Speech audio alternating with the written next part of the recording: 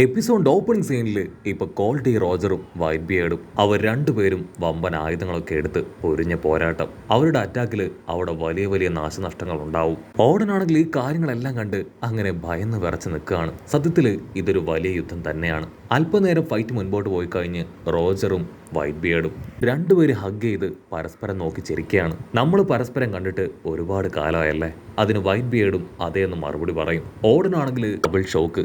ഇവർ പരസ്പരം ഫൈറ്റ് ചെയ്യാണോ അതോ അവരുടെ ബന്ധം പുതുക്കാണോ അതൊന്നും അവന് മനസ്സിലാവില്ല.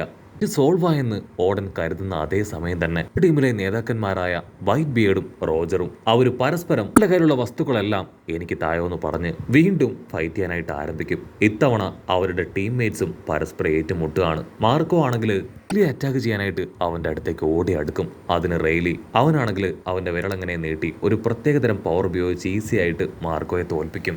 അങ്ങനെ ഒന്നല്ല രണ്ടല്ല 3 ദിവസം കണ്ടിന്യൂസ് ആയിട്ട് അവർ ഫൈറ്റ് ചെയ്യാണ്. 4ാമത്തെ ദിവസം അവർ ഫൈറ്റൊക്കെ സ്റ്റോപ്പ് ചെയ്ത് രണ്ടുപേരുടെയും ഇതിലുള്ള ഐറ്റംസ് എല്ലാം തന്നെ അവർ പരസ്പരം എക്സ്ചേഞ്ച് ചെയ്യാണ്. അപ്പോൾ അവരുടെ ഇടയിൽ യാതൊരു വിധത്തിലുള്ള ഫൈറ്റും ഇല്ല. വളരെ സമാധാനപരമായിട്ട് ഒരുമിച്ചിരുന്ന് അവരെങ്ങനെ ഡ്രിങ്ക്സ് അടിച്ച് സാധനങ്ങളെല്ലാം എക്സ്ചേഞ്ച് ചെയ്യും.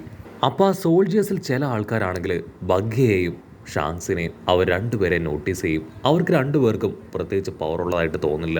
എന്തുകൊണ്ടായിരിക്കും അവരെ ടീമിലെടുത്തതെന്ന് അവരങ്ങനെ പരസ്പരം ചോദിക്കുകയാണ്. ഇവിടെ ബഗ്ഗയും ഷാങ്സും ആണെങ്കിൽ ബ്ലാക്ക് ബിയർഡിനെ തന്നെ ശ്രദ്ധിക്കുകയാണ്. കാരണം അവനാണെങ്കിൽ ആ 3 ദിവസം ഫൈറ്റ് ചെയ്യുന്ന സമയത്തും അവൻ ഉറങ്ങിയിട്ടില്ല.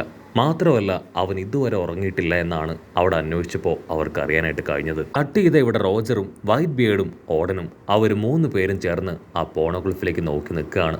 ആക്ച്വലി നമ്മുടെ ഓടനെ കൊണ്ട് അത് വായിക്കാനായിട്ട് പറ്റും. അവനത് ഡീറ്റെയിൽ ആയിട്ട് വായിച്ച് അതിലുള്ള കാര്യങ്ങൾ അവർക്ക് പറഞ്ഞു കൊടുക്കുകയാണ്. റോജറിനാണെങ്കിൽ ഭയങ്കര സന്തോഷം. അവൻ ആകാംക്ഷയോടുകൂടെ അത് കേൾക്കും. റോജറിന്റെ ഏറ്റവും വലിയ ലക്ഷ്യം ആ ഒരു പോണോഗ്ലിഫ് അതെങ്ങനെയെങ്കിലും ഡീസൈഫർ ചെയ്ത് അതിൻ്റെ ഉള്ളിലുള്ള ഇൻഫർമേഷൻ അത് കളക്ട് ചെയ്യുക. അതിനുശേഷം ആ എൻഡ് ഐലാൻഡിലേക്ക് എത്തി അവൻ ആഗ്രഹിക്കുന്ന 1 പീസ് ട്രഷർ അത് തിരികെ എടുക്കുക എന്നതാണ്. പക്ഷെ ഗവൺമെന്റ് ആണെങ്കിൽ ഈ കാര്യത്തിൽ ഒരുപാട് സീരിയസ് ആണ്. പോണോഗ്ലിഫ് അതാരെങ്കിലും ഡീസൈഫർ ചെയ്യാൻ ശ്രമിക്കുന്നു എന്ന് അറിഞ്ഞിട്ടുണ്ടെങ്കിൽ തീർച്ചയായിട്ടും ഗവൺമെന്റ് അവർക്കെതിരെ കർശനമായിട്ടുള്ള ശിക്ഷ നൽകും.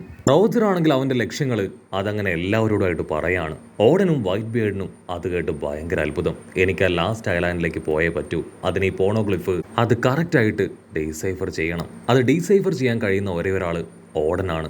സോ വൈറ്റ് ബിയേർഡ് എനിക്ക് ഓടനെ 1 വർഷത്തേക്ക് കടമായിട്ട് വിട്ടുതരണം. അത് കേട്ട് ഓടന്റെ കൺട്രോൾ പോവും. റോജറിന്റെ അസിസ്റ്റൻസിനാണെങ്കിൽ ഇപ്പൊ ദേഷ്യം കൂടി വരും. കാരണം അവൻ ഇത്തരത്തിൽ ആരോടും ബെഗ് ചെയ്യുന്നത് അവർക്ക് സഹിക്കാനാവില്ല.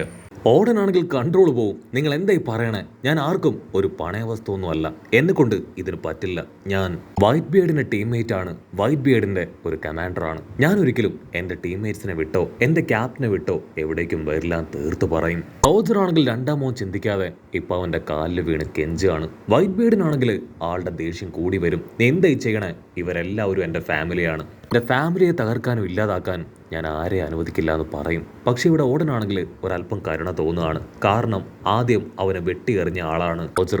ആളുടെ കഴിവും പവറും ഉപയോഗിച്ച് അവൻ ഈസി ആയിട്ട് പൊച്ചറം അറ്റാക്ക് ചെയ്ത് തൂക്കിയെടുത്ത് അവിടുന്ന് കൊണ്ടുപോകാനായിട്ട് കഴിയും. പക്ഷെ റോജർ ആണെങ്കിൽ അപ്രകാരം ഒന്നും ചെയ്യാതെ അവനോടും വൈറ്റ് ബിയേർഡിനോടും ബെഗ് ചെയ്യാണ് ചെയ്യുന്നത്. ഉടനാണെങ്കിൽ ഇപ്പൊ വൈറ്റ് ബിയേർഡിനോട് റിക്വസ്റ്റ് ചെയ്യും, ഒരു വർഷം ഞാൻ ഇദ്ദേഹത്തിന് കൂടെ നിന്നോട്ടെ.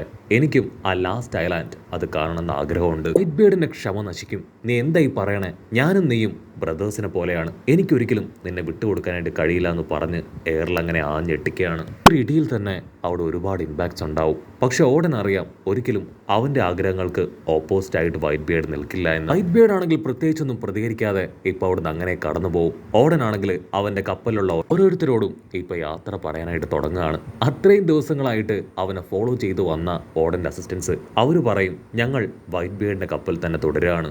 1 വർഷം നിങ്ങൾക്ക് വേണ്ടി ഞങ്ങൾ ഈ കപ്പലിൽ തന്നെ നിങ്ങൾക്ക് വേണ്ടി വെയിറ്റ് ചെയ്തിരിക്കുന്നു പറയും. അത് കേട്ട് ഓടന് ഭയങ്കര സന്തോഷം. ഓടനാണെങ്കിൽ അവന്റെ സാധനങ്ങളെല്ലാം റോജറിന്റെ കപ്പലിലേക്ക് അങ്ങനെ കയറ്റുകയാണ്. ഇവിടെ വൈറ്റ് ബിയേർഡ് ഒരുപാട് വിഷമത്തിൽ അങ്ങനെ ഇരിക്കും. ഓടന് ബാക്കിയുള്ളവരെല്ലാവരും ചേർന്ന് സെൻഡ് ഓഫ് കൊടുക്കുമ്പോൾ വൈറ്റ് ബിയേർഡിനാണെങ്കിൽ എന്താ പറയേണ്ടതെന്ന് അറിയില്ല. വൈറ്റ് ബിയേർഡിന്റെ അസിസ്റ്റന്റ് ഇപ്പോൾ ആളോട് പറയും, റോജർ താങ്ക്സ് സൂചകമായിട്ട് നമുക്ക് ഒരുപാട് ട്രഷറൊക്കെ തന്നു കഴിഞ്ഞു. അങ്ങ് സെൻഡ് ഓഫ് പാർട്ടിയിൽ തീർച്ചയായിട്ടും പങ്കെടുക്കണം. ഇത് കേട്ട് ഷോക്കായ വൈറ്റ് ബിയേർഡ് ആണെങ്കിൽ ചാടി എഴുന്നേറ്റ് തിരിഞ്ഞു നോക്കും. ആളുടെ തൊട്ടു പിന്നിൽ ഒരുപാട് ട്രഷർ. Oh no! എത്രയും വേഗം ഓടൻ ആവശ്യമായിട്ടുള്ള ഫുഡ് ഐറ്റംസും ഡ്രസ്സുകളും സാധനങ്ങളും എല്ലാം റോജറിന്റെ കപ്പലിൽ ഫില്ല് ചെയ്യാൻ ആളങ്ങനെ നിർദ്ദേശം കൊടുക്കുകയാണ്. അത് കേട്ട് ബാക്കിയുള്ളവരും ഇപ്പൊ ഇരട്ടി സാധനങ്ങൾ ആ കപ്പലിലേക്ക് കയറ്റും. അങ്ങനെ എല്ലാ കാര്യങ്ങളും സെറ്റ് ചെയ്ത് ഓടനും അവന്റെ ഫാമിലിയും റോജറിന്റെ കപ്പലിലേക്ക് കയറി കഴിഞ്ഞു. അവരാണെങ്കിൽ ഇപ്പോ അസിസ്റ്റൻസിനും വൈറ്റ് ബിയർഡ് ടീമിനും ടാറ്റാ ബൈ ബൈ ഒക്കെ പറഞ്ഞ് അങ്ങനെ ദൂരേക്ക് കടന്നു പോവാണ്. റോജറിനാണെങ്കിൽ ഭയങ്കര സന്തോഷം, അവന്റെ ടീംമേറ്റ്സിന് അതിനിരട്ടി സന്തോഷം. അവരെല്ലാവരും ഓടന്റെ കുഞ്ഞുങ്ങളെയൊക്കെ കളിപ്പിച്ച് അങ്ങനെ എന്റർടൈൻ ചെയ്യാണ്. ഇതുവരെ അവർക്ക് ഇങ്ങനെയൊരു അനുഭവം അതുണ്ടായിട്ടില്ല. അതേസമയം ഷാങ്ക്സും ഗെയും അവർ രണ്ടുപേരും ഈ കാര്യങ്ങളെല്ലാം ശ്രദ്ധിച്ച് രണ്ട് ബാരലിന്റെ മുകളിലായിട്ട് അങ്ങനെ ഇരിക്കുകയാണ്. അപ്പോഴായിരിക്കും ആ ബാരൽ വല്ലാതെ ഇളകുന്നതായിട്ട് അവർക്ക് ഫീൽ ചെയ്യുക. നോട്ടിയിടയിൽ ആ ബാരൽ തകർത്ത് ഇപ്പൊ ഡോ കിങ്ങും കാറ്റ് കിങ്ങും അവർ രണ്ടുപേരും പുറത്തേക്ക് ചാടി വരികയാണ്. ഓടനാണെങ്കിൽ അവരെ കണ്ട് ചത്താ മതിന്നാവും. ഓ നോ, നിങ്ങളെങ്ങനെ ഇവിടേക്ക് വന്നു? വൈറ്റ് ബിയർഡിന്റെ പെർമിഷൻ ഇല്ലാതെ നിങ്ങൾ ഇവിടേക്ക് വരാനായിട്ട് പാടില്ലായിരുന്നു. അതിനവർ പറയും ഞങ്ങൾക്ക് നിങ്ങളെ വിട്ടുപോകാനാവില്ല, നിങ്ങൾ മാത്രമാണ് ഞങ്ങൾക്ക് എല്ലാം എന്ന് പറയും. അതേസമയം വൈറ്റ് ബിയർഡിന്റെ കപ്പലിൽ അവർ രണ്ടുപേരും മിസ്സായ കാര്യം അറിഞ്ഞ് വൈറ്റ് ബിയർഡ് ടെററായിട്ട് നിൽക്കുകയാണ്. റോജറിന്റെ കപ്പലിലാണെങ്കിൽ ബാക്കിയുള്ള ടീം മെമ്പേഴ്സിന് അവരെ കണ്ട് കൺട്രോൾ പോവും.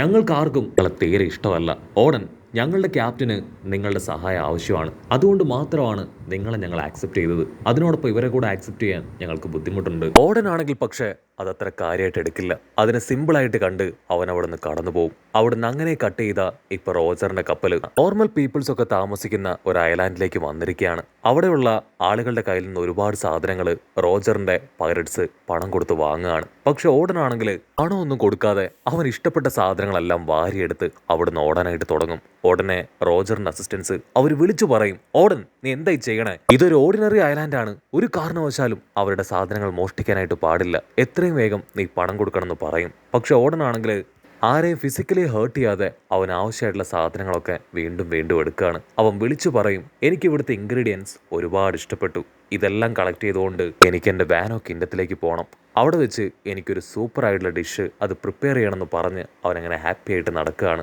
അത് കേൾക്കുമ്പോൾ ബാക്കിയുള്ളവർക്കും അവനെ വഴക്കു പറയാനായിട്ട് തോന്നില്ല. ഗ്രാമത്തിലുള്ളവരാണെങ്കിൽ ഇപ്പൊ ഗണ്ണൊക്കെ ഉപയോഗിച്ച് നമ്മുടെ ആൾക്കാരെ ഷൂട്ട് ചെയ്യാണ്. ബഗ്ഗയും ഷാങ്ക്സും ആണെങ്കിൽ ജീവനും കൊണ്ട് ഓരോ ഭാഗത്തേക്ക് ഓടും.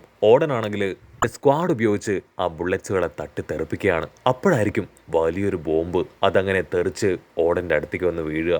ഓടനാണെങ്കിൽ ബോംബുകൾ എന്താണെന്ന് പ്രത്യേകിച്ച് ധാരണയൊന്നുമില്ല.